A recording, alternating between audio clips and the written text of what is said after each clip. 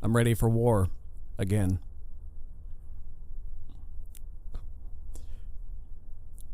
Wig and all. Wearing my green sweater. And your mic's muted. I was just saying it weirdly works. Cool. Welcome to Close-Up, everybody. Hello, interwebs. We're doing another House of the Dragon episode today for Season 2. Full spoilers ahead. If you didn't watch our last House of the Dragon episode a year ago, you should. It's probably still one of my favorite ones, where Ryan and I just fought for an hour about the show's inner politics. We weren't even fighting about whether the show was good, because it just was. It was more about the political discussions. We'll see if today can replicate the same fervor and fury. Maybe for a different reason. We'll see. So, medium shot here. What was your anticipation coming into season 2? Well, I've been watching Game of Thrones since I believe season 3 came out around that time. So, watched that series multiple times. Watched House of Dragon when it first happened, obviously, when it first premiered. So my anticipation for the show was pretty up there, or for the second season, I should say. So I was pretty hyped throughout the entirety of the last 16 months since the end of the first season. So you're right. Yeah, I've been pretty hyped about the second season. I still have never seen a single episode of Game of Thrones. Come at me. But House of the Dragon was my first foray into the world of Westeros, and I was thoroughly impressed with it. It was still a very good introduction to this world, having not been inaugurated into it for an 8-episode season of TV. I didn't know how inaccessible House of the Dragon would be for me, but I followed along perfectly well and could enjoy that show in its own right. Though, of course, hearing a few things about Game of Thrones over the years, some of the house names and iconography and whatnot, that definitely helped to get into the House of the Dragon, but I didn't think it was completely necessary. You get the gist of it well enough. So, my anticipation for season 2, probably higher than it should have been. Anticipating things too strongly is never a good thing, but I thought it was a pretty sure bet with this show because it was one of my favorites of, well, I guess 2022 when it came out, and had every reason to believe season 2 would be just as good, save for the writer's strike and actor's strike, which I don't believe actually affected this show. Correct? Sorry, Mike's muted again.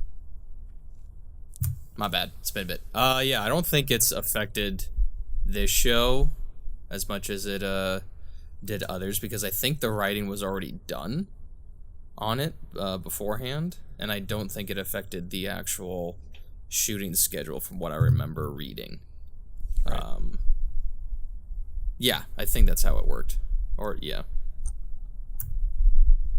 Well, let's get right into our close-up then and discuss this show. And for those of you wondering why I might sound a little bit different today, sorry about that. I holding my microphone like an actual microphone, like I'm at a sports game or something. I'm about to ask people questions like an interview. My boom arm broke, and I'm going to need to fix that. So you're stuck with this for the next 2 episodes, which, by the way, are coming out bi-weekly now. Just another reminder on that before we hop into this thing. So, getting into our close-up, for real now. I was disappointed. I'm going to come right out the gate, I'll be honest. This is why I'm building it up a little with that anticipation bit a few minutes ago. First half of the season, excellent. Basically exactly what I wanted. The back half of this season, nothing happens. They basically just meander the entire way from episode 5 through 8. And, well, that's the long and short of it. We'll definitely go into detail about all the meandering and all the good stuff, of which there was a lot, to be clear. This wasn't a total swing and a miss here. But it's like you swung, connected with the ball. It looked like it might be a homer, and then it was a foul ball or something. It went really far out. Not where you wanted it to go. Yeah, I pretty much completely agree with you. I thought the first half of the season was really well done. I was like, okay, we're getting into it. We're getting into the actual Dance of the Dragons. You know, that's been told in the books and in Game of Thrones a little bit here and there. And then, yeah, just like after episode 4, later on, just sort of teetered out. And I think it's there was like a huge dip in quality for me personally, just because of, I guess, some characters were missing, like strong characters, and then also just all my favorites. Yeah, all the there's just other stuff that would just kind of like drag the plot to a halt a little bit. The writing was a little bit different too, and it's weird because the reason I'm so mad about the second half of season 2, I don't think it's a bad season at all. I do think it is disappointing, however.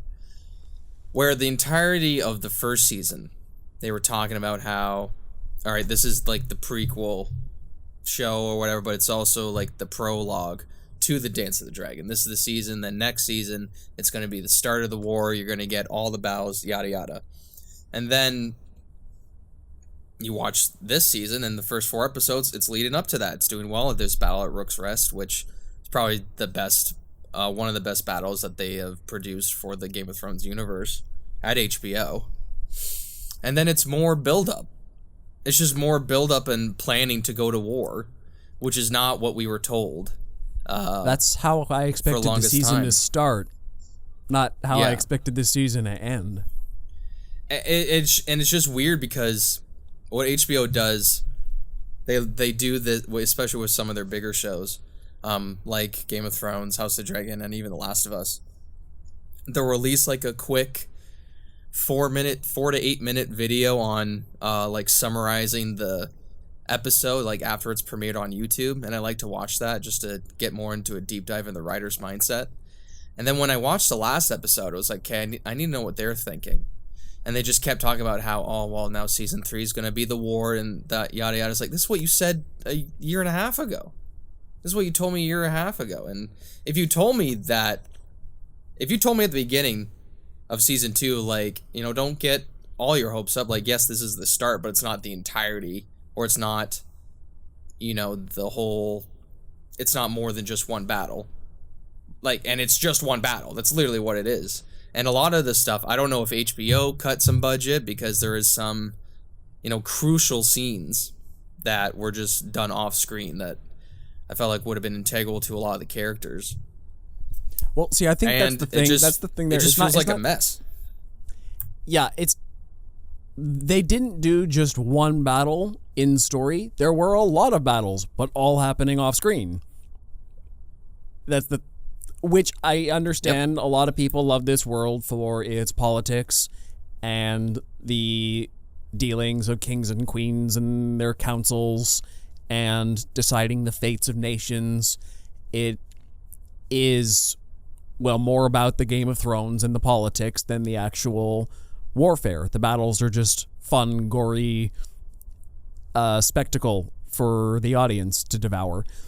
But we really only got one big battle this season, when we just kept hearing exposition and seeing the boards the kings were looking at where their castles are, and hearing planning about what they were going to do and where they were going to move the armies. We see some of Sir Christian Cole's army camps and what the men feel like on the eve of battle, and the way they're seeing the world. But we don't really see a lot of battle itself, which I never like to feel like a gluttonous consumer of entertainment who just looks for the shallow, fighty, stabby bits.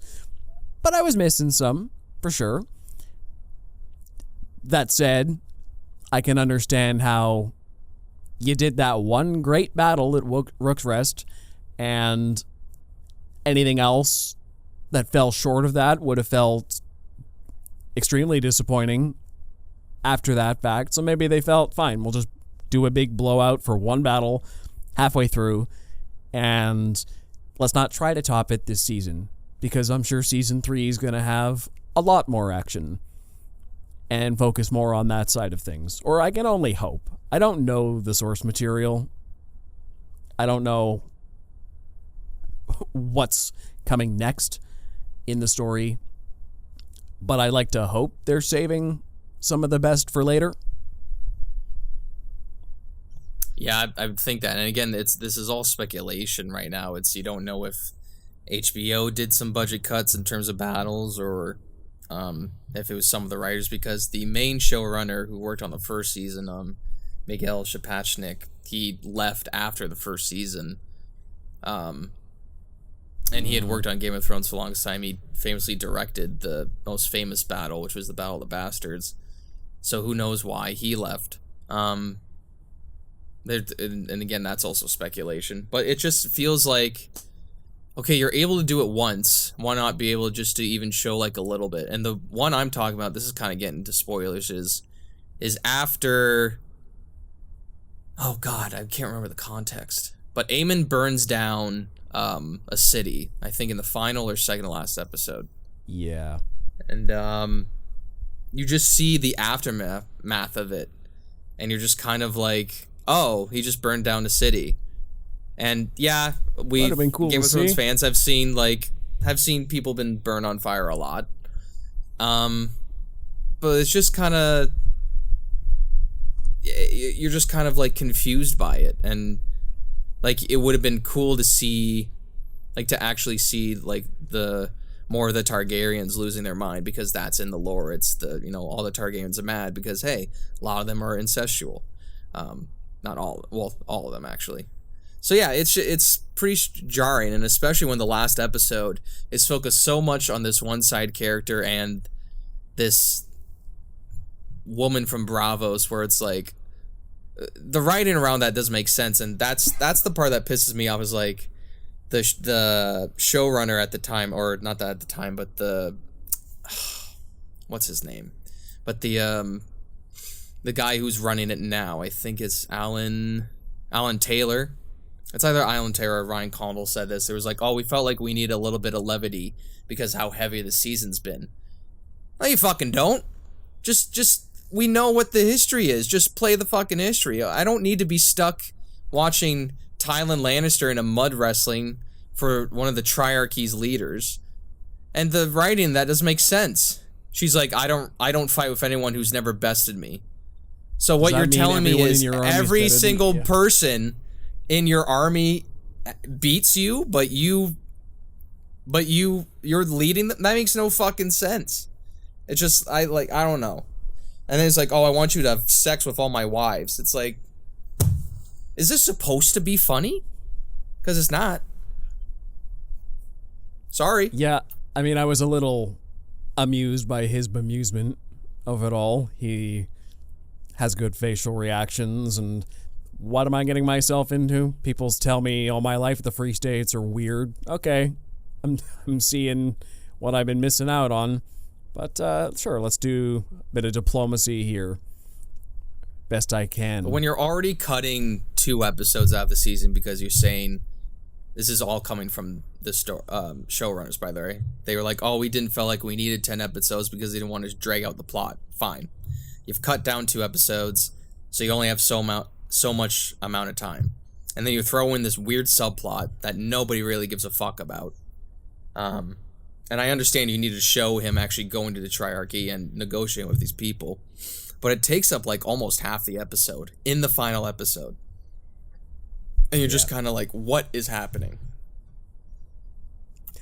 Yeah, personally, I welcomed anything new at that point, because I feel like as below average as those scenes were, at least I was seeing a character who hadn't had much screen time up to that point in a place we hadn't seen before, when the whole back half of this season was the same characters recycling the same plot lines they've been doing all year long.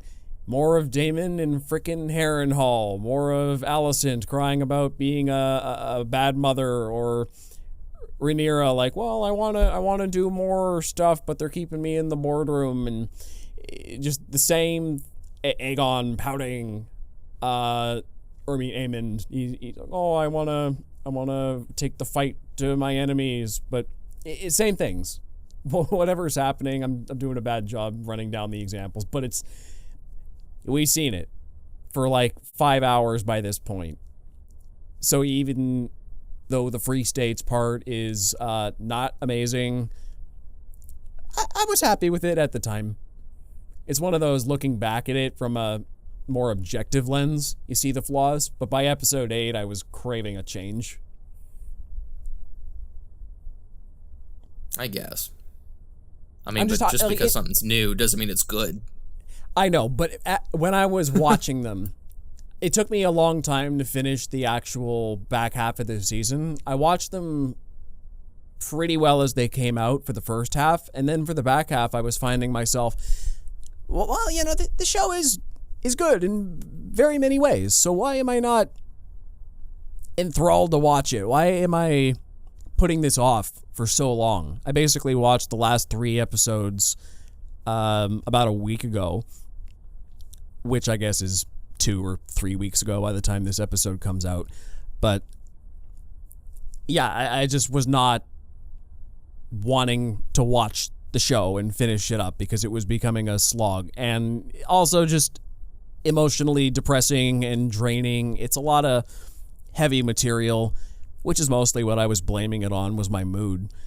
But now that I'm finished, I think it's because I just wasn't that engaged in the back half of the show. Despite being emotionally draining, I'd be more compelled to watch it if I was getting something out of it. Which everything I got out of it, I'd already seen by that point. So yeah, no, I agree. Yeah, it's definitely a bit of a downer of a season, especially in the last half of it, just because of how much nothing happens. But yeah, it's just it's strange because I do think this season has some of the best and also worst in case of writing and dialogue, which is kind of strange. I don't know how. It's kind of impressive that they do that. Mind you, I still feel like the quote-unquote worst of this writing is better than most entertainment I see still. Oh, for sure. I still think it's pretty good. It's some of the best television that I've seen in the past couple of years. Yeah, it's still a good show. Let's not mince words. Yeah. It's just disappointing because show. season 1 was exceptional. Mm-hmm. And we were expecting so much more from the last half of season 2 that we didn't get. And that's the part that's a bit disappointing. But disappointing doesn't equal bad. It just means no. We wanted more and have to adjust our expectations accordingly. We'll probably remember season 2 a little more fondly, especially if the back half of the series is a train wreck. We'll say, we didn't know how bad it could have gotten. Mm-hmm. Unless season 3 is more build up, and then I'll be like, okay, this is bullshit. Now you're just lying to me.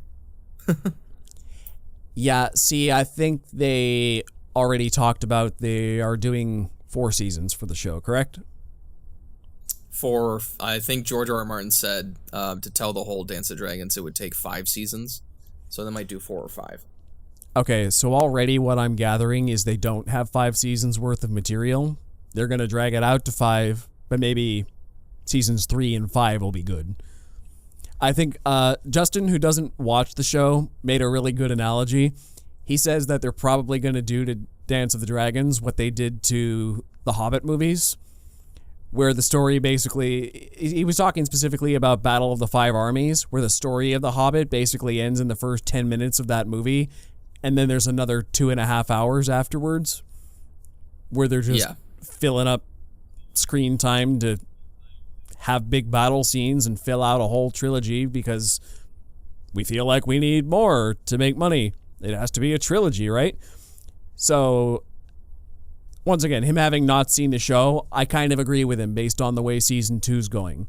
I think this is going to get really padded out with a lot of gold shining in the middle. Probably, yeah. I don't know. I still have like a little bit of hope, but after the last back half of this season, it's not looking great so far. But it's weird because it's like it's all the same team for the whole season. Yeah. And the first half was so good, and then the rest it just was like, it was like a disappointing roller coaster. You said the showrunner left? From the first season, yes. Well, then I'm going to place the blame on that, because no matter how good a team you have working on your show, the best of the best can falter without proper leadership. And I think it is shown. Like we were talking about, the writing is still on point for most of it, even though the overall plot is a bit of a mess. The actors are still doing an amazing job. The set designers and special effects artists and everybody who works on this show is still putting out a quality product. But that top-down vision, that overarching, what's this season going to be about? How are we structuring it and pacing it? That is what's falling apart. And I think that comes from the top down. The writers can only do so much when the showrunner has, I hesitate to say subpar vision because it's still better than most entertainment out there, but definitely a notable drop in quality from the first season, and I don't know who else to pin the blame on besides that one change. Yeah, I don't know. It's quite strange in terms of just like how there was such a drop in quality in the same season. And it is mind-boggling. I have another thing too, actually. I also blame Patty Considine for leaving the show. And I know that's the whole point of season 2, is that the absence of King Viserys screws everything up. And you really feel it this season. Without Viserys, the show becomes a lot messier. And this season 2 being very inconsistent works funny enough in a meta-textual way because of that. Like, wow, when Viserys was the star of the show had structure. The show had, it was pretty fast-paced, but it was better pacing and had more of a focus. Season 2 feels a little more all over the place without exceptional focus, and just plots kind of dangling and not resolving or moving the way you'd want. Just, his absence is strongly felt. Yeah, which is why sure. I was very happy to see him make a few cameos here and there, but in the back half. Yeah, I was shocked to see both Patty return and Millie Alcock for a little bit. That was like, wow, I can't believe they did this. And it kind of works, and it's not even just like, I will defend the writing a little bit here since I've just been shitting on it the whole time. It does work within the world. Like, there's magic and stuff, and it would make sense to bring him back if Daemon's being plagued by visions of his past and his guilt creeping up on him. So I thought it was a good surprise. It's better cameos than fucking they've done in Game of Thrones. I'll tell you that. I'll spoil this one. Ed Sheeran shows up for no reason in season 7. That's jarring. Yeah. Yeah, well, at least these cameos are consistent with the world they created. I know who they're supposed to be and why Daemon's seeing them in the way he's seeing them. Which was also smart to get... Go ahead. I was going to say, it's also smart to get Millie Alcock, because after they have that blowout fight before he leaves for Harrenhal, he doesn't come face to face with Emma Darcy's version of Rhaenyra again till the end of the season. So it was nice for him to be able to have a confrontation with Rhaenyra, but also the way he still sees her as a younger woman who he can try to manipulate and was more innocent and malleable compared to him who worshipped him. this is the version of Rhaenyra he wants to see and who he has to reconcile that that's not who she is anymore. So it worked for the story in multiple ways, and it was just nice seeing Millie Alcock back. Yeah, for sure. I know people are going to disagree with me on this, and from a writing thing, it is very repetitive. And I know in any other medium, I agree. But I really loved the Harrenhal stuff. I don't know why. Okay. Maybe it's because it's the magic stuff. Because Game of Thrones, it was a vibe. The television show, didn't really touch that much on magic. They didn't really explore that much. There's a lot of it in the books, so finally seeing it on screen was a welcome treat. And I don't know, I just love an asshole character being tortured by his own past trauma and him coming to terms with reality. I thought it was so well done. Him having sex with his mother was pretty weird, and I didn't like that. That was a weird vision. But seeing, Viserys again, seeing young Rhaenyra again, I thought was well done. You didn't know really if it was the witch was doing it or if it was the place itself, because the entire lore of Harrenhal is that it's cursed and they're surrounded by weirwood trees and the roots are all under the ground and they're magical and connects to the old gods and all that. But I enjoyed it. I could be the outlier here, but I thought it was fun. Look, a welcome difference for everybody sitting around and doing fuck all. My take on Harrenhal is I enjoyed a lot about it. I wish it was half as long. I think what's there is good. When I go and tell people the story of Harrenhal and I sum it up in 5 minutes, there's a lot of good stuff happening there. I like how he's being manipulated by that probable witch who tells him about all the magic stuff. There's some cool lore drops there. I like how he tries to manipulate the clans into getting together by basically slaughtering one of them. And then there's like, what do you mean you flew the banner of House Targaryen? And basically pin the whole blame on me. Like, I didn't want that. Yeah, I gave the order, but what do you mean I have consequences now? You all hate me. How he couldn't proceed because there was the old man who they all swore fealty to, who just wouldn't die. And he hit a roadblock there with the stubbornness of the people and his own missteps with them. Him wrestling with trying to take this army for himself if he can raise them up. And, hey, Rhaenyra is welcome to join me as my consort when we get back to King's Landing. And having to come all the way around and be like, no, I'm fine with being the king consort, bend the knee to Rhaenyra in the end.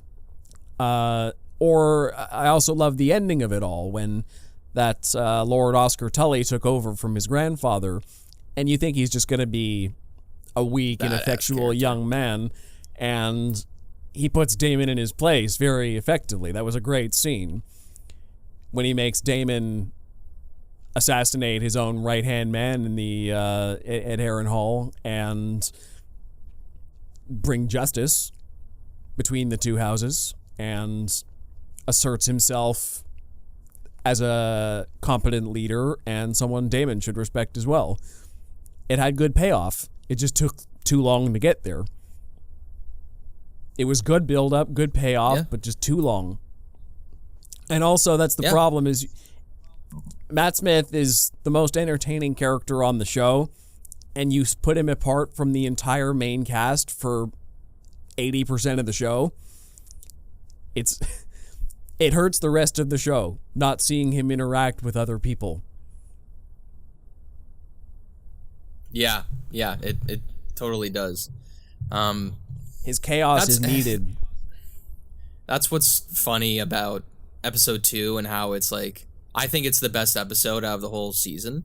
In terms of writing as well, especially with the Daemon and Rhaenyra argument. I think that is what very extraordinarily acted and written. And then also the Otto Hightower and the Aegon scene as well. I can't believe they were both in the same episode. Those were amazing. That's amazing TV. Brilliant scenes. Otto Rice Ifans, if I'm pronouncing that last name. Yeah. He should get an Emmy for that for that scene alone. He is careful how you phenomenal. talk to your sire. The king is my grandson, and my grandson is a fool. He's brilliant, and again, I hate the Greens, I hate their scheming, but I love watching Otto Hightower. I think he's an excellent character, and that's why I love this universe and these shows, because you can love the characters you're supposed to hate, and then vice versa.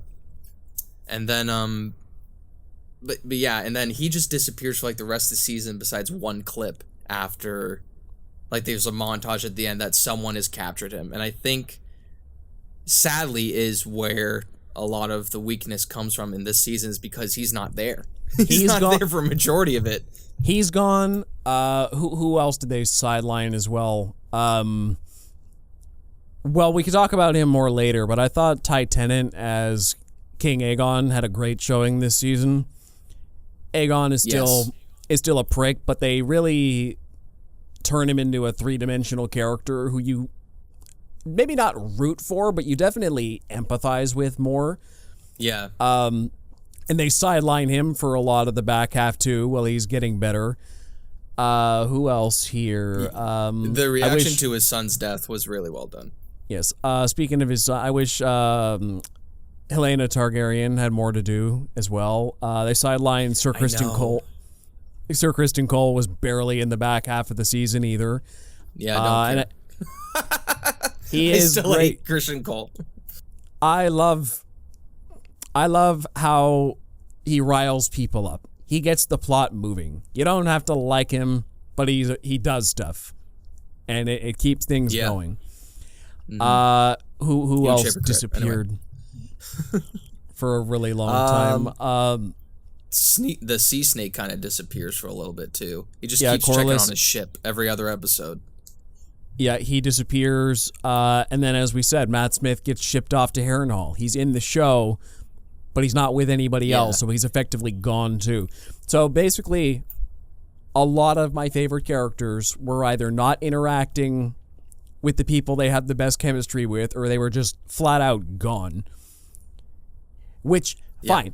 In the case of Otto Hightower, I see what they were doing. The fact that he was missing for so long at first, okay, he had a big blow-up fight with his family and decided to leave.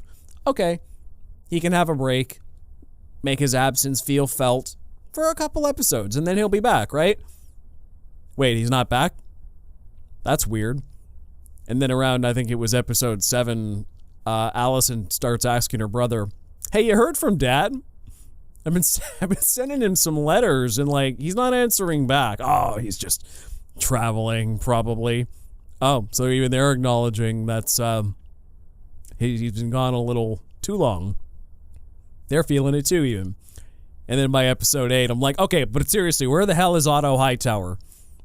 What the frick did you do with him? Yeah. And then they show him in the cage, and I'm like, okay, fine. You did get me. You put him away for so long, you made me wonder. But also, I wanted him in more. He was gone for too long. Here's what kind of pisses me off about that reveal. It's like, okay, you throw in kind of not cheap, but a little lazy reveal that he's been captured the whole time. But the only way it makes sense if it's not someone who's under Rhaenyra or Daemon. Like, you know what I mean? Because like if it was under one of those people, then they would have told, like, hey, we have the fucking hand of the king. Like, this is a very powerful prisoner. They would have told Rhaenyra or Daemon at that point. Because why wouldn't you? So it's the only reason it makes sense. And if it's next season they reveal it's someone under them, it's completely stupid. But yeah, I guess it could be one of the free states. That's across the sea, but also, like, why is he... Actually, no, it wouldn't make sense if he was traveling by boat, because he has to go back to the Citadel, which is where the Hightowers live. So, I think that's by boat, if I'm remembering correctly. I don't know who else is a free agent here. Yeah, there's not many, like, free agents, and, yeah. I think, just to sort of kind of only go back, because we're just talking about characters, I think the reason why I like the Harrenhal stuff so much is because it's the only plot that we get any character progression like throughout the whole season, or it feels like we're getting any character arcs really. Like Rhaenyra throughout the whole season, she's just trying to not be in the war that's already started. Aegon just wants to murder her sister and get it over with for the whole season. Queen Alicent kind of does not even a character arc, but a backtrack where she is kind of like, oh, I messed up. I'm gonna go have a therapy session in the woods and then beg for, my son's or beg for my family's lives to Rhaenyra later. Lord Corlys doesn't do anything. Princess Rhaenys sacrifices herself, so that's an end to her character. But with Prince Daemon, he fully has this entire, great, sort of character progression where he's trying to lead by example, how he only knows how, and that's through violence, and how he thinks a war should be led by is with violence and forcing people to do what he says, because that's what he's done his entire life as a dragon rider, as a Targaryen. But then he just slowly realizes throughout these episodes he is a terrible diplomat, and he can't just force people to do what he says all the time, that he does have to sort of bend his will a little bit in order to get people on his side. And he realizes he can't do that, so he does, once again, bend the knee to Rhaenyra, which I've seen some people be like, well, didn't he do that at the end of the first season? Yeah, but he didn't really do it. He just did it because there was people there. But this is him finally accepting that he's fine being the king consort, or the prince consort, or whatever. So that's the only character I felt like had any actual character progression, while others just kind of stayed where they are or had backtracked. Personally, the second best one, I'll argue, is King Aegon, because he starts off the season super cocky, very easy to manipulate by Otto Hightower, and then Kristen Cole sort of like, you know what, no, I trust you, Kristen Cole. Otto Hightower, you're fired. And he's making boneheaded decisions like hanging the rat catchers. It's like Otto Hightower was saying, like, your son dying was basically a blessing in disguise. It got everybody on your side, and I made sure of that, and then you just pissed everybody off right again. What a boneheaded move. So Aegon gets so cocky that even though Aemond is out there at Rook's Rest with Vhagar, and he's going to do the big fight, Aegon has that ego in his mind, like, you know what, no, I'm going to be the legacy of Aegon the Conqueror. I'm going to get this fancy armor. I'm going to ride into battle. And then he gets cooked. In the back half of the season, the back half of the season's him bedridden, like, well, I'm never going to be Aegon the Conqueror. My brother wants to kill me. I'm in my home and still technically respected, but also I fear for my life here. I am helpless. I realize all the ways I messed up, even just before he did the big mess up. His grandfather turned on him. His mother chewed him out, too, for being an idiot. He's like, even the people I most respected think I'm an idiot and ineffectual. So he's just broken down completely in mind, in body, just feeling absolutely worthless. And then Larys Strong, you're forgetting... Real king figure there. You're forgetting the character progression part where he's at his lowest, and Larys Strong helps him bounce back and says, well, look, the thing is bounce back by running away? Yep. You are broken physically, but people are going to underestimate you now. So I'm going to teach you how to use that. And when the dust settles, you can come and reclaim your throne. Because I think, and I agree with Lord Larys' assessment there, Aegon staying out of the spotlight's the best thing for him. Because when he's in the spotlight, he makes stupid moves. Let Aemon look like, the tyrant king who burns people's towns down. Oh, we don't want him. Let Rhaenyra be the one who blockades King's Landing and makes the people starve and brings war to the doorstep of everybody's home.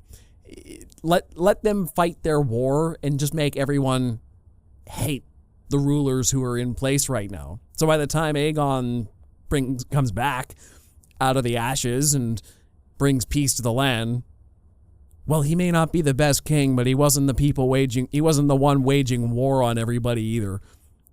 There can be peace under King Aegon. It's a great political move.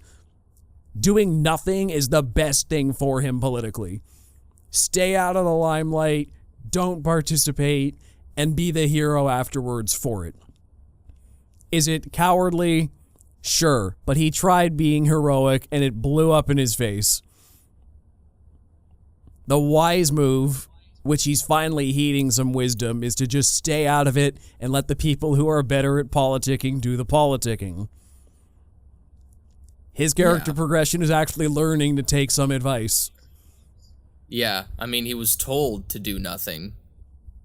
And then when he did something like an idiot, he got burned for it. And so when he's told to do nothing again, he fucks off and runs away. Yeah. And smart. Say what you will. The Greens win. Aemon's gone. Alicent's there, whatever. So he comes back. And they're like, oh, King Aegon, thank you for, protecting yourself and not helping in this war effort whatsoever. We'll gladly take you back as king. Real stoic leadership there. Not I'm not talking about not doing anything, but just fucking off of a war that he helped create.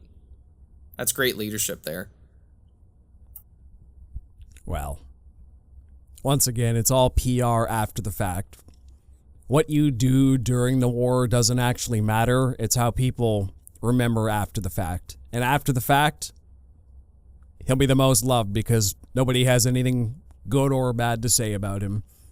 The people of Westeros don't know that he just left. They know he's basically destroyed physically and needed time to recuperate.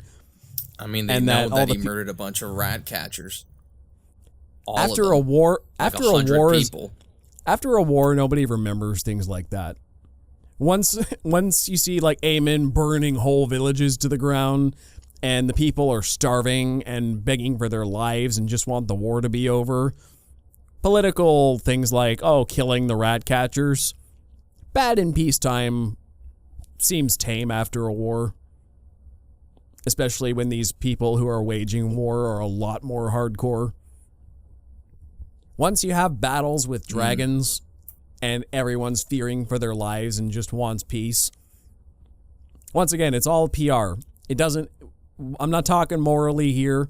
What's good and bad doesn't matter. It's all about how it can be spun. But he doesn't do anything. Like, the Greens don't do anything to try to win over the people whatsoever. Yep.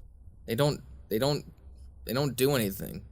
Like when they're starving and right before the riot when they attack Alicent and Helena in the streets, they're pleading with Aemon to help the food provisions and like take from their stock or whatever, like their private like royal stock or whatever. And he's like, no, they'll find their own way. So like they don't care about the people's opinion. Look, they have the throne. Why would they care about the people's opinion? The thing about Aegon so that's is why that it was brilliant when Rhaenyra was like, hey, I'm going to sneak food into the city, even though I'm she's putting up a blockading. blockade. Yeah. Yeah. Which I find funny that everyone seemed to conveniently forget about. Why are you blaming King's Landing for not giving you enough food when Rhaenyra is the one who's blockading the city? Like, are you forgetting that, yeah, she's giving you food, but she's also the one who starved you in the first place? It was weird for... Should have taken her throne. I don't think the people of King's Landing really care that much. They're just upset to be starved for no reason. Like, well... they're the common people. Their opinion doesn't matter. And now the whole argument has flipped their switch. Yeah, that's a running theme of the season. But what was my point? Yeah, Aegon actually did want to help the people, though. To talk about the common people just the tiniest bit. That's a big theme like of the that year. they focused on them on this season. We've never focused on that at all in the Game of Thrones franchise in terms of the television show. So I'm glad that they focused on them quite a bit throughout the season. Was there one character or two that I didn't care about? Yeah, but that's okay. They're just not my cup of tea. But it was cool to see a common folks perspective. Anyway, you were saying? Yeah, we will circle around back to that for sure. But I was saying King Aegon, for all his faults, actually did want to help the people, to the chagrin of Otto Hightower and everybody else. Like, why are you making promises? Like, well, because they want help and we can give it to them. No, don't make promises, because then they'll actually expect it, and if you can't keep it, that's bad. Which, fair enough. But he does readily say yes with an open heart, because he does want to give as much help as he can provide. It's just... Yeah, that's one good quality about him, I'll admit it. The others don't even care. Aemon didn't care to follow through. Otto Hightower is the one who specifically advised him against it. And even Rhaenyra doesn't really seem to give a crap about the common folk, really. She cares about her legacy and she cares about their opinion, but not their actual well-being. Yeah, she cares more about her birthright being usurped, and I want to be queen because I feel it's my birthright, not because she actually has any grand plans for the kingdom to make it better for the common folk or to be a particularly good ruler. She just feels wronged. Just to unite the kingdoms together to fight with the Song of Ice and Fire. We've been over this. Yes, there was this the Song of Ice and Fire that literally 2 people know about. That's the whole point. It's her. Fine, 3 if you count Alicent, because she told her. So 3 people in all of existence. 4 because she told her son. Because not Wait, Alicent, who was told Jace. He told Jace at the end of one of the episodes. Yeah, he was the 3rd one I was thinking of. Alicent, Rhaenyra, Oh, Jace. Sorry. I thought you were talking about Viserys. Viserys was, yeah. Yeah. So there's 3 people currently living who know about that. Nobody else cares. Actually, Daemon knows now, too. They don't need to know. No, Daemon figured it out in Harrenhal. He saw a vision of the future and all that. The vision saw Bloodraven. You don't know who that is, but that's pretty cool. It was the guy in the tree with the thing on his face. Okay. Yeah. So there's all weird that. Because Bloodraven happens after this show, which is, whoa, crazy. Magic. Whoa. Anyway, in terms of timeline. Yeah. So... I will give Rhaenyra this, though. Her line about, well, then let's create an army of bastards. That was one of the coolest lines of the season, for sure. Yeah. What I will say about Rhaenyra... Scene, in terms of the back half of the rest of the season, them trying to... The second time. Well, I guess both scenes were good, with them trying to tame the dragons. I thought that was well done. Especially the one shot with, like, everybody's burning alive. And is it Ulf or is it the other guy? The other guy's a badass. The blacksmith. Ulf and no, Ulf was the other guy. I don't remember the blacksmith. Yeah, Ulf's the drunk. Oh god, there's so many characters in this show. Hugh. Yeah, it's Hugh, isn't it? Maybe. Yeah. I think it's Hugh. Hugh. Yeah, Hugh. He was the blacksmith. I thought he was pretty sick. Yeah, I liked him. I didn't know how he was going to factor in, though, until, like, Ulf was bragging about being a Targaryen bastard for so long, but I didn't expect that from the blacksmith guy. So when that finally came up, I'm like, oh, that's how he's relevant. Okay. Yeah. I thought he was just like, that part was he's weird like... too. When we're first introduced to him, he's, like, bragging about how he's a bastard of King Jaehaerys. Like, very openly. Mere seconds before Aegon shows up. And he's like, to the rightful queen of Rhaenyra Targaryen, like, mere seconds. I was like, how does nobody rat on this guy? But I guess he's so lovable, I guess, is what they're trying to say. It's like he's kind of a man of the people, I guess. I like later when he's showing some sass, when it's like, well, a knight of the kingdom wouldn't behave this way. Well, then you better go make me a knight. Yeah. Yeah. Yeah, that scene like, when they're all like 3 of them together, and he's just like being an absolute asshole to like the queen. It's like, I understand it's a part of his character, but just like this, she literally gave you a dragon, dog. Like, show a little bit of like respect. Put your fucking feet down. I don't know. That's just his character. Yeah, I think coming back to all the bastards, that was the usefulness of these bastard Targaryen children is a primary theme of the season. It's all about these discarded children trying to reclaim some sense of self-worth however they can, whether just by being really good at their jobs, like Hugh, or I don't remember the guy's name right now, but Corlys' one son, who he made into first mate. Adam? And or is it the other one? I think Adam's the other one. Okay. No, I think Alan's that guy, and Adam. Alan and Alan Adam. is Alan and Adam. Yeah. Yeah, like Alan is just, he contents himself with being a really good first mate at his job. Adam, Hugh, and Ulf all become dragon riders. And even Jace wrestles with his worth, because even though he was born illegitimately, but he's like, oh man, all these other bastards getting the spotlight makes me less special. That was basically his entire arc this season. Yeah. Just being really pissy about that. Which is weird, because I know from the book, from what I've heard, it was his idea, was to recruit. Well, it was. All the bastards. He did that in the show too. It was his idea. Well, okay, it's his idea, but he's in the book. He's not pissed about it. Or his entire character arc is him being pissed off in the show.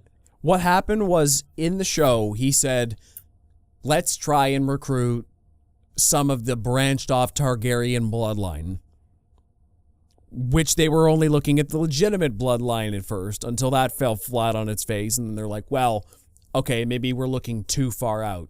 The bastard children are direct bloodline. They're like our cousins and brothers and sisters. They're like right there. Basically the same amount of bloodline as we have. We're not like getting into like, oh, you're 1/8 Targaryen or whatever. They're like full Targaryens, just not legitimate. And that was the part Jace got pissed about. Yeah. Was that they're letting these he's ones a bastard in now. Yeah. Although, as many people claim, he is the bastard son of the queen, but he also was legitimized by his other grandfathers as well, who claimed him as an heir. So he is a bastard by birth, but he was claimed, so he is legitimate. But yeah, he just feels like, oh, if all the other bastards get to do something special, then I won't look special. Everybody knows what I am, and how are they going to accept me as king if everybody else gets to be special now? Like, I was the bastard who could be king. Now they can all be dragon riders too. What's left for me? Which, one thing I enjoyed about this season was the theme of motherhood was very prevalent throughout it, and I liked how it got flipped on its head. At the beginning of the season, we see Rhaenyra and Jace have a very strong bond. I quite like their relationship. They're very... she's an emotionally understanding mother, and he's a dutiful son, and that's good. But then later on in the storyline, Jace starts to underestimate his mother, starts to be a little misogynistic towards her, act like, oh, like, what are you going to do with Daemon still in Harrenhal? He hasn't raised the army yet. So, like, come on, Mom, what are you doing? Why aren't you letting me fight? Why, like, what are you going to do without Daemon? And starts disregarding her a little more publicly and starts being pissy about her decisions more and more openly, until the point where she's finally fed up with him. Like, stop undermining me in my own house, boy. Just quit it. And then Alicent is the mirror image of that, where I've seen people point this out, and I really like it, where she's talking to Otto Hightower, and she wants to admit to him about her affair with Sir Criston Cole to unburden herself of the guilt. And Otto Hightower is basically like, I don't want to know. Just don't. And then she immediately applies that same parenting style to Aegon when he's trying to unburden himself on her. So you see that cycle of emotionally abusive parenting. She forces Helena to ride in the parade with her dead son, even though she knows that'll basically, like, she doesn't like being the center of attention for one, and she's a grieving mother for another. So that was not nice either. She clearly failed Aemon's needs because she underestimated his inner bitterness, and that turned him into a tyrant. And then her other son is just off screen, and she never sees him. But then later on in the season, she realizes how badly she messed up. She actually tries giving more advice to Aemon. She's more empathetic towards Helena. She pities Aegon, but she also is nicer to him too and starts seeing him for his good qualities. She actually inquires to her brother about her other son as well. I think at this point her kids are mostly annoyed with her. But by the end of the season, basically, Rhaenyra and her son have a lot of friction between them, and Alicent is doing her best to bridge the gap between her and her children. By the end of the season, that is like a one good aspect of Alicent Hightower's character is that she's failed so much at just being an actual mother, or she's never felt like she was such a natural mother as much as Rhaenyra was. And I think a lot of animosity towards Rhaenyra is shown through that. Now she's making up for lost time, but it's far too late. I mean, the only one you can kind of feel like she cared about a little bit was Helena, because she's kind of been put in the same position, forced to marry someone she didn't want to. But even when you'd see early scenes in season 1 where they would she would hang out with her, you could tell she's just bored and has nothing to do with her, or wants nothing to do with her. So when she's trying to make up for lost time, you can feel that a little bit. And when she talks to her brother about her other son, who is away in the Citadel, or I can't remember what it's called. The Hightower Palace, wherever it is. Son we haven't seen yet. So you can see that little bit of character progression, but it's far too late. I love that scene though when she's talking to her brother about him, and she asks what that son is like, and Gwaine basically says that, oh yeah, he's a good kid on his way to become a good man, and he's actually pretty well rounded. And she's basically like, well, yeah, then I'm glad he grew up away from King's Landing. I guess this place is just poisonous to everybody who spends too much time here. Yeah, that's a really good scene. He's like, how is he? And then Gwaine just kind of stops being mad at her for a second, and he just goes, she's kind, or he's kind. And she's like, finally, like, one of my kids isn't fucking insane, or just like a decent person. But also, I think she feels bitter about just a little bit. It's like, well, it's bittersweet because, wow, my kid's kind, that's great. But he's also the one who I didn't raise personally and wasn't anywhere around my family on like Viserys' family or my family on either side. Like, it's great that he's kind, but it's sad that he only became kind because he was so far away from the rest of us. Yeah. Oh, 100%. Yeah, what else? So Christian Cole's a hypocrite. Well, we knew that already. Yeah, but it just goes to show how much more of just an absolute idiot. Not idiot, but like, he keeps talking about all these morals and he just keeps fucking up anyway. Which I think is fun. Or not fucking up, or just like hiding under the cloak of his own righteousness, which is a line from the first season. Boom, he did it against you. He did admit it though this season though. When Gwaine is like, I'm gonna kill you for sleeping with my sister, and he's like, do it, man. I admit it. And then he doesn't do it. I'm a complete hypocrite. Yeah, like I'm a complete hypocrite. I don't care anymore though. I saw everyone get slaughtered. I'm just like, I feel like an ant in this world now, just completely insignificant in a world of dragons. Oh my god, he admitted it and he feels bad. I forgive you for everything. No, I don't give a fuck. You and Alicent's entire argument for why Rhaenyra shouldn't be on the throne is because she's a bitch queen, a whore, a cunt of Dragonstone, because she sleeps around with all these men and has all these bastard children. Meanwhile, you two are fucking behind the scenes. Which you shouldn't do because, A, you're Lord Commander of the Night's Watch, so you're supposed to be celibate, and she's a widow Rhaenyra of the ruined that king. for him. Okay, you said it was a bad thing to do. You shouldn't have done that then, and you shouldn't have done it now. You keep talking about, and then you go around and you see these other I said Night's Watch, but I mean Kingsguard, and you're talking to them, and you're basically saying like, oh, you're a worse person because of me, but you're just basically blaming others for what you're doing. You're a terrible person. Yeah, well, I did like because he got rejected by a woman he slept with once. And he just became the most toxic man I've ever seen in my life. I like that conversation later on when Rhaenyra spitefully tries to turn that onto Alicent. He's like, oh, you've been on your high horse against me all these years. Basically everything you just said. And I'm struggling to remember Alicent's reply right now. But basically, I did my whole life doing everything right. And look where it's gotten me. So forgive me if I want one little comfort. Yeah, like she likes Kristen Cole for whatever reason, and it's like, well, I didn't like. It's not like I was having an affair with Viserys. I did stay faithful to him while we were married, and like, well, what do you want me to do? I'm not married anymore. I'm lonely. I did my whole life the proper way, and like you got away with doing whatever you wanted your entire life. Basically. No, I agree. On Alicent's side, I totally get it, because her entire life, she's never been able to choose what she wanted to do.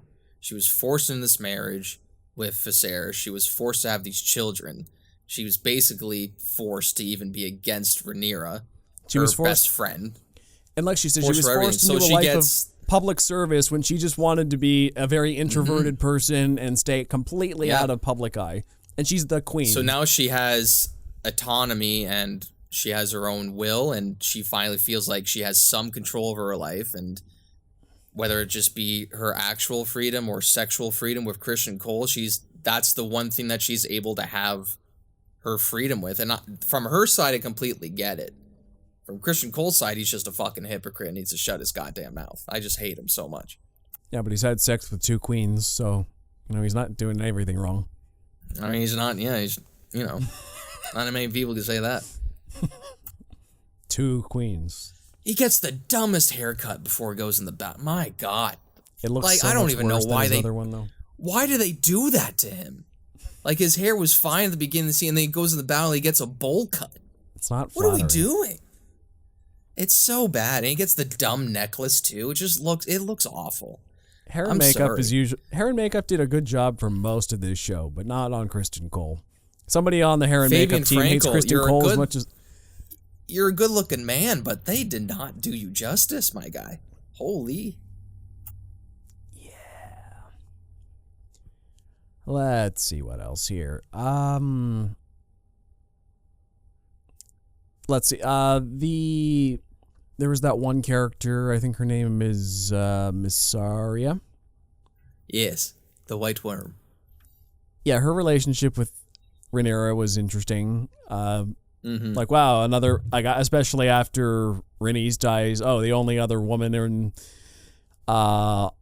basically on my staff who gives me any kind of respect, who I can see as an equal, and I trust your opinion. However, the scene where they shared a kiss together felt completely not set up to me. I'm like, okay, wait a minute. Okay, they had. Do you know why? Do you know why it wasn't set up? Because that kiss was not in the script. Really?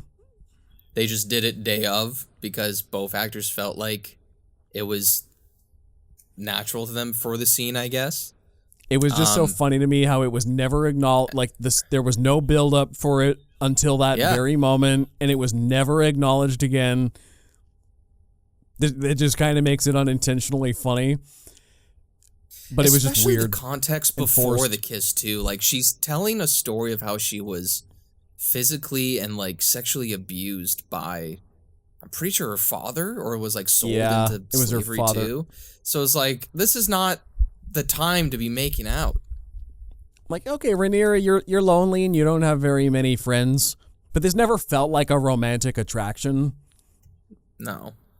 I I think it was more, I don't think it was, if I were to defend it a little bit, it was more of just like, they have all this built up passion and anger that they need to get out, and they just started doing it. But I don't know. It did come out of nowhere. It didn't bother me that much. I was just like, okay. Yeah.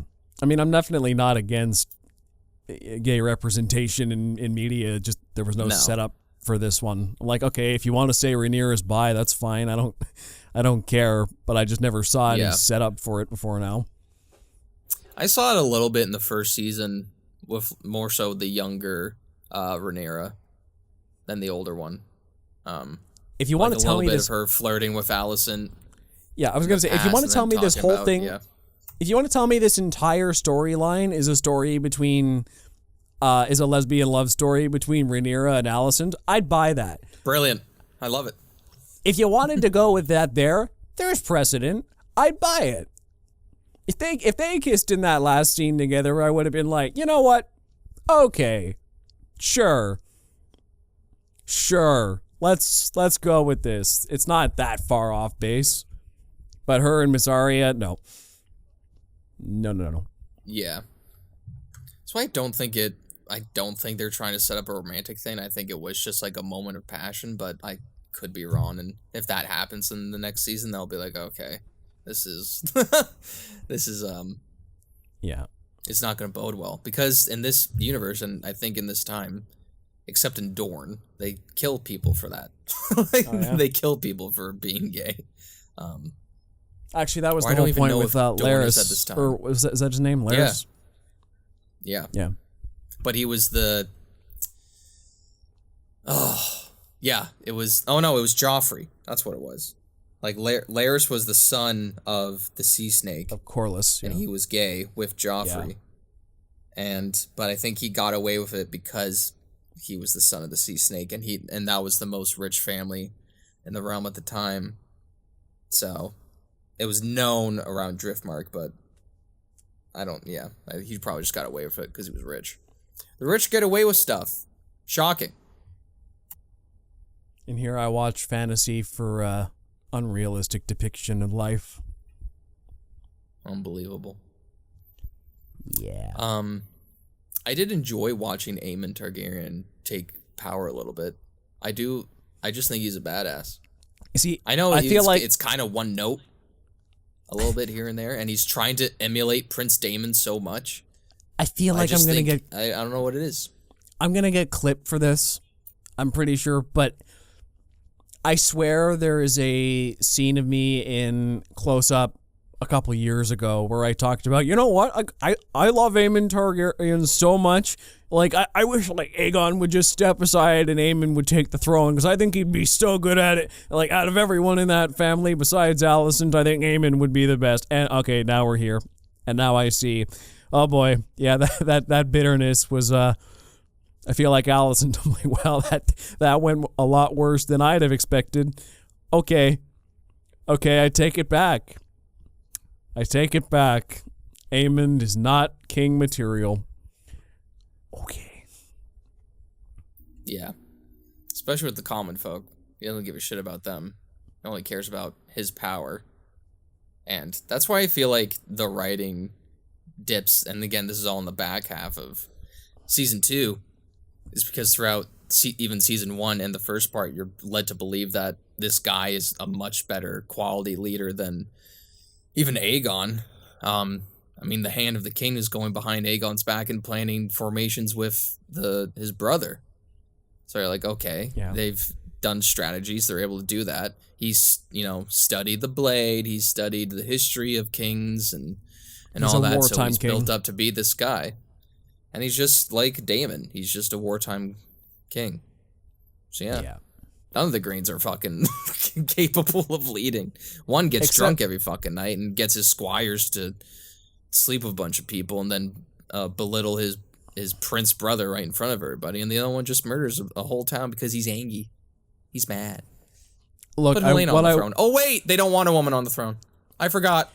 That was one of the, I don't want to say unintentionally funny, but it was a good moment of dramatic irony when Aegon gets burned. I think it's episode 5, and they're looking for a replacement, and then Alicent's like, you know, when King Viserys was sick, I basically did this whole job, right? Like, I can take over. It's fine. And then they all immediately shut her down. And once again, I've seen other people make this point, but I'll paraphrase them and be like, it was a great moment of realization that she tries to take the reins back and only then realizes that she's the one who set all this in motion. Yeah. If she's the one who made this entire thing happen because they didn't want a woman on the throne, and then she has the audacity to try and be the woman who takes leadership at this time, and then is kind of surprised when she's turned down. Like, you're the one who made this council of misogynists. There was a meme going around where it's like, when you're shocked to find out that the guys who didn't want a woman on the throne wouldn't put you, a woman, on the throne. Precisely. It's like, what the fuck did you think was going to happen? I don't know. But it was just that moment of realization. Oh, yeah, I messed up. Okay. It's a good moment because the world goes silent for her for a little bit, and she's just kind of saying well, fuck. I did fuck this up, didn't I? I should just let Rhaenyra be queen. Yeah, even though she's the best leader in that room. And personally, Otto Hightower is a good leader too. He just rules. That's true. He's just a good puppet master is all. Under Aegon, he basically was the king when Aegon was staying in line. And things were fine for a little bit. Otto, this is what I said in the last episode. Otto and Alicent are good at what they do. It's the ones who are very vocal and power hungry on the green side that mess things up for the whole family. Because they're actually in the seat. Yeah. And, Alicent and Otto can, give as much advice and control as much as they want. But when they put the people that shouldn't be in power in the chair, that's their biggest mistake. And that's why Team Green sucks. Now, what I will give Rhaenyra is that Emma Darcy plays Rhaenyra as genuinely commanding. Great screen presence. I believe this person as a ruler. Rhaenyra is definitely more regal than anyone else on the green side. That being said, I probably still wouldn't vote for her, be on that side. I still don't like Rhaenyra. She does so much nothing in this season. It's crazy. Yeah, she does so much nothing. She complains a lot, and she's basically just. I mean, they all complain. They're all complainers, really. But it's unbecoming of a queen, especially publicly. But she doesn't complain publicly. My point is, I just don't like her. I respect her in many, many ways, but I just don't like her. Actually, you know what? I'm gonna go the other way. That's fair. That's not true. I'm gonna go I like her well enough as a person, but I don't like her as a ruler. I think she's a great mother. She's a good, noble person. She's got some good ideas. Her heart's in the right place. She'd probably be the best ruler who's not Alicent Hightower or Otto. But I think she's just up on her high horse. She's from that noble Targaryen bloodline that feels super entitled and is very conservative about the way things ought to be. And you know what? We're from a long tradition that's kind of shitty, but we're not going to change it because this is the way things should be. This is my bloodline and my right, divine right to the rule. And if she gets in, things will go as business as usual, which wasn't even that great to begin with. The Greens, for better or for worse, are shaking things up. They're kind of a social revolution. They're making changes. Aemon more for the tyrannical, Aegon more for the liberal, to be honest, trying to help people out as best he can. But there's something different. They're not the status quo. Rhaenyra is just the status quo, which they'd had for how long at that point between this bloodline and Aegon the Conqueror? Rhaenyra is just the next in line of same old, same old. Yeah. Yeah, it's funny because I remember rewatching the first season a little bit after our episode, and I came to the realization that the writing was so well done in terms of how they showed both Aegon and Rhaenyra in such a light, and how both of them realistically are not a good match for the throne. It's just who both sides have chosen to be in the chair. You know, you have Rhaenyra, who is she's the noble. She was chosen by her father as the next heir. She has all the titles and all the vows and whatnot, but she does nothing to prepare herself to be a queen, or has no goals of trying to keep friendships or whatever, or really doesn't even try to have legitimate children with her husband at the time. And then there's Aegon, who's a complete degenerate. He's a drunk. He's a rapist. He doesn't care about the nobility. He doesn't care that he's a Targaryen. He gets no love from his parents because he's a degenerate, or it's just like a vicious cycle. And then you just don't even know whose fault it is at the time. So yeah, it's funny seeing neither were fit. Kind of like both sides now. Neither one of them were fit. But yeah, but like now it's kind of like Rhaenyra conducts herself more queenly at the very least. After a trial by fire, she seems like a more stable ruler. But I think it's also interesting that her council doesn't respect her either, despite bending the knee to her. None of the men in her life give her any respect. That part, which is very interesting. I'm not going to lie. In terms of the writing, that part seemed a little forced. Whereas they didn't respect her, and it felt very much was like, oh, we don't respect her because she's a woman. She doesn't understand wartime. But if you're looking at the world, these are people who have already bent the knee to her, but they don't respect her opinion or respect her wishes, and they go off and they do their own things.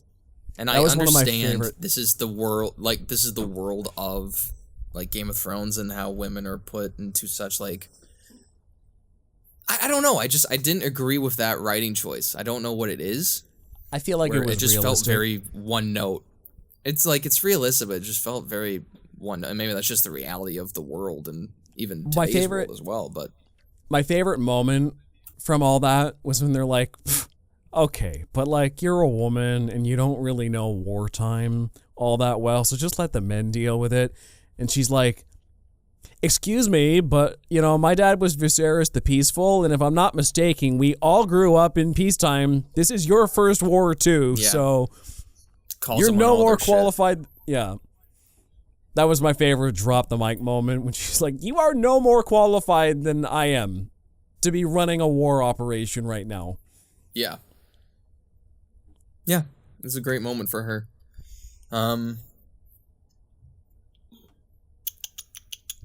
What else? I just remembered that Christian Cole got 2 Kingsguard killed. I just realized the 2 twins, Eric and Eric, which I don't know why they did that. That was in episode 2 as well. Good fight. That was a good episode. That was the best episode. I mean, that and episode 4. Yes. Let's see. Who was that one? Trying to find. I get them mixed up. There was Rhaena. Yeah, I get Baela and Rhaena.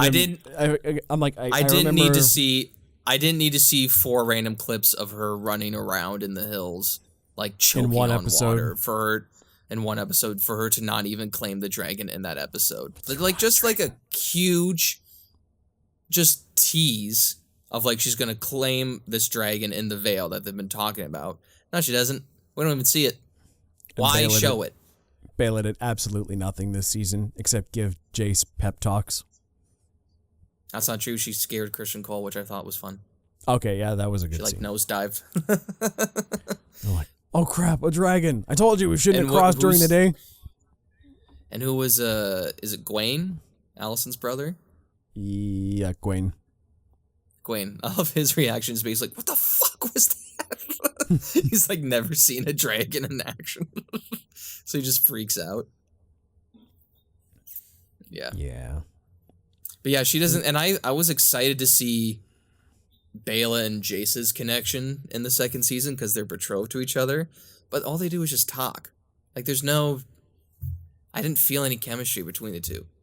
That could just be, like, the actor's age or whatever, or just the writing was poor, but I was like, I don't believe that you two actually care about each other, or that you would want to care about each other. Like, you're betrothed. Act betrothed.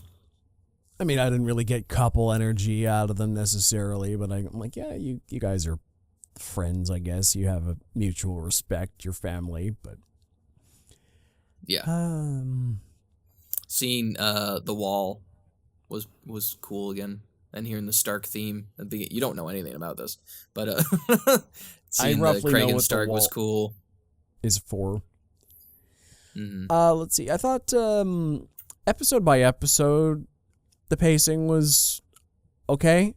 I wish some scenes were allowed to breathe a little bit more. Sometimes I feel like things got cut a little short. Especially in the end with all those scenes of trying to find the dragon. I'm like, okay, can we get like one extended scene out of this? Don't drag it out all episode. The season as a whole, I thought was being paced a little slow at first, but okay, things are ramping up, and then it just came to a standstill from episode 5 to 8. Yeah. First episode, what a way to start the season. Fucking cutting a baby's head off. That's crazy. Yeah. Yeah. That felt like a horror movie a little bit. I thought that was shot really well. Because you're in the Red Keep, it's raining, there's lightning everywhere, and you're Elena's following... got to make the choice. Yeah, I thought that was a great start to the season. Yeah. I have this note written down here in terms of pacing, but the way I felt about it was the episodes all felt like a full meal. Great, nourishing, but I couldn't possibly take one more bite despite liking the food. And just, okay, yep, that was great. I'm full now. Okay, great meal. Okay, it's a lot.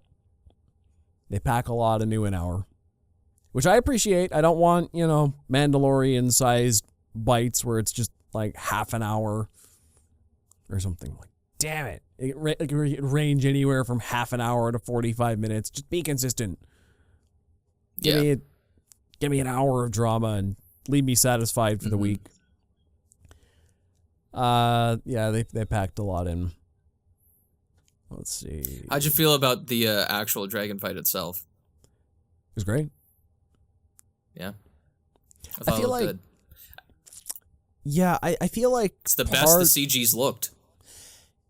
Yes, although I think that's a bit of a mixed bag. What I think is, on the good side, it does look very good. But, well, I won't get to the but yet.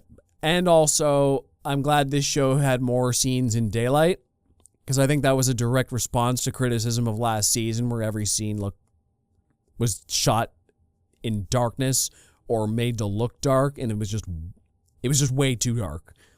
Yeah. So they had most of this season was shot in daylight or with better lighting, which I appreciated. But that also means we see the dragons a lot more in daylight, which means whatever flaws there are a lot more noticeable. I think kudos to them for making the dragons look consistently good in daylight, but I feel like I was less impressed with them this season than last season, because the dragons were more in darkness last season, and that gave them more of a spooky effect. It was more intimidating. Okay. I see what you're saying. When all the details are hidden. That also, just in general, I feel less intimidated by the dragons this year because we see them more. And even though it's cool CGI, I'm like, oh, yeah, that, yeah, okay. I've seen the cool CGI. I've seen them be intimidating. It's like the effect is worn off in both ways, narratively and in terms of, wow, cool special effects. just seeing too much of a cool thing makes it a little less special. But it is cool to see the dragons so much. I think the problem with that too is that they don't show how much destruction the dragons can do. Like, of course, you see the destruction on the battlefield, but I honestly think that one missing scene of Aemon destroying that town would have really helped show, especially for people who haven't watched Game of Thrones, like how destructive one dragon can be to a town or to its people. Because most of the time in Rook's Rest, there is a dragon, there's Rhaenys' dragon flying by and destroying, whole garrisons. But most of it is just them fighting in the air. So you can't really tell, like, the destructive power between that. So I do agree with you a little bit, but I think they were held back in terms of showing how chaotic they can be. We did get 2 great scenes, though. We got Rook's Rest, and we got when they were just obliterating all the bastard Targaryens in the cave. Oh, yeah. It was just a bloodbath, which, okay, we get to see some powers of dragons there. Going back to special effects for a second, I forgot to mention that the animators did an exceptional job of communicating the character traits of these dragons through body language. They all moved in unique ways and nearly had facial expressions, which denoted how they were thinking about certain situations. And despite the dragons not speaking, you do get an impression of the character of these dragons just based on their animations, which was really well done. I appreciate that. Yeah. Yeah, I agree. You can definitely feel, especially with Rhaenys' dragon, the connection they have together, and Caraxes with Daemon, and Vhagar a little bit with Aemon, but they don't really have like an emotional connection because he was kind of stolen. But yeah, I totally agree. The one thing I will, because I'm usually a huge big defender of CGI, but I think the one thing that doesn't look as good as it should or can, and this has been a problem since CGI, is just the comping of the real life actors into the footage. And I think the problem with Rook's Rest is because when they're shooting the dragon riders, they're on a soundstage, right? So they're using fake lighting, fake background or whatever, and the problem is they're in daylight, and there's no there's no technology out there that can mimic the actual brightness of the sun. Yeah. So I think it's like it's tough, and it's just how they need to do it. So lighting plays such a key role in just VFX as a whole and how making things look real. So I think that is what needs to get fixed a little bit. But overall, I still think it looked amazing, especially the dragons animation. I mean, it's always been like that, but yeah. Yeah, I also thought but for a TV show, it looks great. Yeah, it looks. A TV show. I also felt the filming was a little uninspired this season. I noticed there was a lot of stilted, static camera work. There wasn't really a lot of movement, really. It's just, okay, here we frame you in a medium shot, and we'll cut back and forth between conversations. There wasn't really anything fancy or eye-grabbing or keeping the motion. It was very static and rigid. Yeah. I also questioned some of the cinematography choices. In a lot of the framings, it looked like blurry or something to me. Like the focus was like, whoa, okay, really shallow focus right on the front, and everything's way out of focus. And I'm like, is it because they're on a green screen or something, and they're just trying to hide the background, or is that just a choice? Are you obscuring the background because, like, is that a choice or a practical, oh, we're trying to hide something by making a really shallow focus? I couldn't tell, but I didn't really like the look. It looked strange. The only good shots or the only times I was like, that's a good shot, was literally at the very end when I think it's Rhaenyra looking at the dragon skull and it's all the candles around her, and then it's match cut to like Allison looking at the horizon or something. Those are the only two. I was like, those are good shots. But yeah, I completely agreed. It was very uninspired in terms of the cinematography. Not bad. Like, most of it works perfectly well. Like, that's basically the season in a nutshell. There's nothing I'm going to say, oh yeah, that was god-awful. It didn't work for me at all. But, I mean, nothing exceptional either. It's just serviceable, which is good. I do like the production designs, though. Despite having some static production as a whole, I really enjoy the sets they created. Dragonstone is beautiful. King's Landing is distinct. The palace, all unique and aesthetic. The big standout this year is Harrenhal. I love this decrepit, decaying castle, raining all the time, always in darkness. Everything is made out of stone, and it's just very uninviting to look at. It's creepy. It feels like a haunted mansion. Yeah, Harrenhal's the big standout from a production design standpoint this year.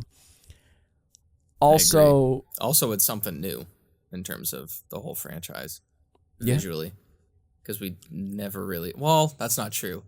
Been to Harrenhal in the second season of Game of Thrones, but we didn't like fully explore it because we were just kind of in like one section. Also, love the too spoilery costume designs. My favorite are always Allison's green dresses. Yeah. A lot of the reason I'm on the costume was superb. A lot of the reason I'm on Team Green is because of those dresses.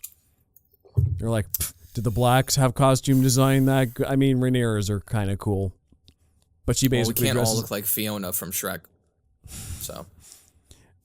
Rhaenyra's dresses basically all look the same to me. They're all just like, wow, like kind of a sharp dress. Black. She wears like two dresses throughout the whole show. Alicent's always wearing different beautiful green dresses. Otto Hightower's got like cool green robes. He looks like a wizard or something in green. The green's got style. Yep. Aegon's usually got some cool green outfits as well. I mean, Aemon rides Vhagar, the coolest green dragon, giant green dragon. I mean, look at Aemon too. Like, Aemon's just badass. His whole look is just sleek, black, eye patch. The green's got style, man. Actually, I really like Jace's outfits too. He looks good with his half capes and breastplate. Yeah. Yeah. It's true. Yeah, the costume design in the show has been very good. Production design I agree with as well. I think a lot of it too is on set as well. I mean, there's quite a bit of green screen, I'm pretty sure, but I don't know if there's a lot of volume. There's probably some volume sets too, but I think a lot of it is practical. That's good. I mean, the way it's shot makes me believe it. Yeah, definitely good. Well, final verdict here. The first half was pretty good. Second half is all right if you turn off your brain. It's a very 50-50 affair this year in terms of writing. I mean, the production design, costumes, acting, all that's consistent the entire way through, really. But the writing takes a definite downgrade in the back half. If only Otto Hightower was in one more episode. You know what I mean? It would have saved the whole season. The writing around that character is so good. I think he's the writer's favorite too. It's funny because he's on par with probably one of my favorite villains in the Game of Thrones universe. And there's Tywin Lannister in the main Game of Thrones show. You would love him. If you love Otto Hightower, you would love Tywin Lannister. He's played by Charles Dance, and he's so good. Yeah, so that's Game of Thrones Season 2. Which, funny enough, House of the Dragon Season 2. The Game of Thrones edition thing. Yeah. Yeah, so basically, like the season, Season 1, that was me and Ryan. We were, house green, house black, just fighting the entire time. Season 2 is like, both sides agree, for the most part, that things are a mess. Yeah. And even Rhaenyra and Allison can be like, look, okay, we're on opposite sides, but can we both agree it's messed up right now? And like, neither of us want this. I'm going to take your meal analogy and basically say the appetizer was great, the main course was fantastic, and then you got to the dessert. It was slow, it was gamey, it was very chewy, kind of ruined the entire evening, to be fair. And then the waiter just like complained about the tip, the valet didn't like put a dent in my car. It's just kind of like snowballed at the end of the evening. Overall it was fine. I thought it was an okay season. I didn't hate any of it. Yeah. Great recommendation there. I didn't hate any of it. I loved a lot in the first half. Episodes 2 and 4, love it. Fantastic television. Some of the best television. Even in the back half, there's a lot of great scenes. It's a lot of great dialogue scenes, a lot of great acting. There's a lot of great television in here. It's just too padded out. There are gems. Yeah, I agree. There are many, many gems. Anyway, that's been House of the Dragon Season 2, not Game of Thrones. We will talk about that one day on a leisure list, I'm sure. So, Ryan, where can we find you? That's my quick question of the week. That's okay, my quick one. After this season of House of the Dragon, how much closer are you to watching Game of Thrones? On a scale of 1 to 10, with 1 being like, I ain't it's not even in the thought process, with 10 is I'm watching it tomorrow. I was just looking at my list of TV shows that I've got to get through, or gonna get through at some point. Game of Thrones is coming up on the short list. I am just about to go back to Chuck Season 4, and I finally finished Fire Walk with Me, as I discussed on one of the previous leisure lists, so I can finally go back and finish Twin Peaks, which I've been meaning to do forever. So once I finish Season 3 of Twin Peaks, basically, I'll start Game of Thrones. It's going to take me a very, very long time to finish it, mind you, once I start a show. Sometimes it'll take me months, it might even take me a year. I don't know. But I probably will start Game of Thrones within the next couple months at the rate I'm going.